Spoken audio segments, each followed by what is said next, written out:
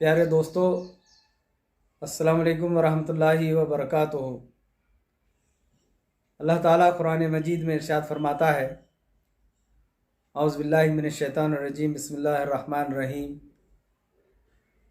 या अय्युहल्लज़ीना आमनु तक़ुल्लाहा हक़्क़ा तुक़ातिही वला तमूतुन्ना इल्ला व अंतुम मुस्लिमून। सदक़ल्लाहुल अज़ीम वल मौलुल करीम। तर्जुमानी इस तरह से है कि ऐ लोगों जो ईमान लाए हो, अल्लाह से डरो जैसा कि उससे डरने का हक़ है। तुम्हें मौत ना आए मगर इस हालत में कि तुम मुस्लिम हो। सच कहा अल्लाह ने। आयत सुनकर आपको कुछ याद आया होगा कि ये आयत खुतबा निकाह के मौके पर पढ़ी जाती है। जो लोग देख रहे हैं उनमें से बहुत सौ के निकाह हो चुके हैं और कुछ होंगे नौजवान जो अभी बाकी है और बच्चे। गौर करें कि खुतबा निकाह के टाइम पर यह आयत जब सुनाई जाती है तो इसका मकसद क्या होगा। निकाह जब होता है, शादी अक़द होती है, तो एक लड़का एक लड़की माशरे की एक ख़ानदान की इकाई की बुनियाद रखते हैं, एक घर की बुनियाद रखते हैं, एक घर का इफ्तिताह होता है। मियाँ बीवी की शक्ल में एक ख़ानदान की इब्तिदा होती है। अब इस इब्तिदा के मौके पर यह बात सुनाई जाती है कि तुम अल्लाह से डरो ईमान वालो, जैसा कि उससे डरने का हक़ है, और तुम्हें मौत ना आए मगर इस हालत में कि तुम फर्माबरदार रहो। तो इस मौके पर यह बात सुनाई जाती है तो पता ये चलता है कि हम खुद भी अल्लाह के फर्माबरदार रहें और साथ ही साथ आने वाली जो नस्ल है उसको भी जो है फर्माबरदार बनाएं या उसकी ऐसी तैयारी करें कि वो फर्माबरदार निकले। और इसके लिए ज़रूरी होता है कि तालीम और तरबियत हमारी अपनी भी हो, ख़ुद की भी हो, और हम आइंदा आने वाली नस्ल की भी इसी तरह से जो है फ़िक्र करें। इसलिए दीनदार ख़ातून से निकाह करना ये तरजीह अव्वल होना चाहिए। तो इस मौके पर यह आयत सुनाई जाती है। मौजूदा हालात में माशरा जिस तरफ जा रहा है, लड़के लड़कियां गैर मज़हब में शादियां करने के लिए दरख्वास्तें दे रही है कोर्ट में, तो ये भी तो किसी न किसी मुसलमान मर्द औरत जो इनकी शादी हुई इस आयत को सुन कर के, तो उनके बच्चे हैं जो इस तरह से हमारे अपने जो है मज़हब को जो है छोड़ करके एक इश्क और मोहब्बत में या गलत गुमराही में पढ़ करके गैर मज़ाहिब से ताल्लुक़ रखने वाले, चाहे लड़कियां हों या लड़के हों, उनसे शादी रचा रहे हैं। तो ये किसी हैसियत में काबिल कबूल तो हो ही नहीं सकता है।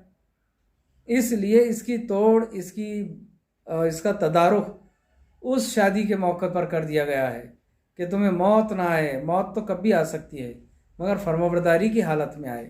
तुम अल्लाह के फर्माबरदार रहो, मुस्लिम रहो, तो उस हालत में तुमको मौत आना चाहिए।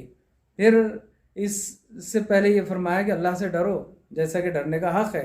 अल्लाह से डरने का हक़ सबसे ज़्यादा किन से कहा जा सकता है? क्या उनसे जिनका अल्लाह पर कोई ईमान नहीं है?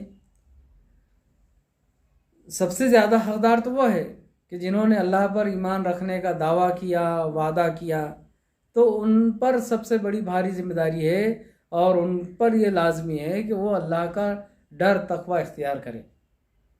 अभी अल्लाह का डर, अल्लाह का तक़वा क्या है? किसी बुराई को देख करके हमको अगर ये कुड़न्ना होती हो कि ये बुराई है, इसका नतीजा भयानक है और इसको मैं कैसे रोक सकता हूँ, ये कुड़न्ना हो, तो फिर तक़वा कहाँ से? तक़वे की पहचान ये है कि तुम और हम किसी बुराई को देखें तो उस पर हम परेशान हो जाएं, उसको मिटाने की कोशिश करें।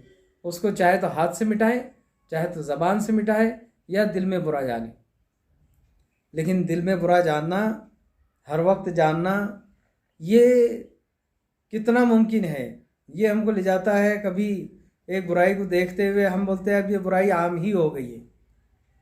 बुराई बुराई है, चाहे वो कितने साल से चल रही हो, तो उसको मिटाने की तड़प हमारे अंदर होना चाहिए। तो आज जो माशरा है, वो माशरे के अंदर जो खराबियाँ हैं, बच्चे नशा कर रहे हैं, नौजवान शराब पी रहे हैं, जुआ और लॉटरी खेल रहे हैं, फहश फिल्में देख रहे हैं, और इस तरह की बहुत सारी बुराइयां हैं जो माशरे के अंदर बर्पा हो गई है।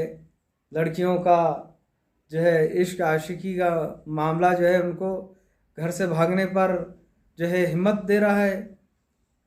फ़ोन का गैर इस्तेमाल इसकी जो है बड़ी वजह है। तो हर फ़र्द की ज़िम्मेदारी है कि वो अपने और बच्चों की तालीम और तरबियत करे।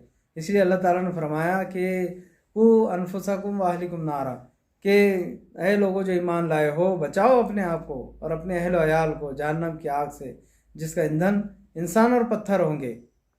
तो इंसान तो हर कोई है, चाहे वो अरबी नाम वाला हो या गैर अरबी नाम वाला हो। तो हमें अपने बच्चों की, अपने आप की दोज़ख से बचने की जो है पूरी पूरी कोशिश करने के लिए ज़रूरी है कि हम अपने अंदर इस्लामी हमियत पैदा करें। इस्लामी हमियत क्या है? इस्लामी गैरत क्या है? इस्लाम की हिमायत क्या है? इस्लाम की हिमायत, इस्लाम और गैरत क्या है? कोई बुराई हम खुद करें तो हमको इस्लामी हमियत जो है रोके कि मैं ये नहीं कर सकता। मैं एक मुस्लिम हूँ, मेरा नाम मुस्लिम है, मैं मुस्लिम माँ बाप का बेटा हूँ, मैं मुस्लिम कम्युनिटी से ताल्लुक़ रखता हूँ, मेरा ताल्लुक़ मुसलमानों से है, मस्जिद से है, अल्लाह से है, कुरान से है। तो हमियत इस्लाम जब आएगी, जब हम इसको अपने अंदर बेदार रखेंगे, तो फिर बुराइयों से बचना आसान हो जाएगा।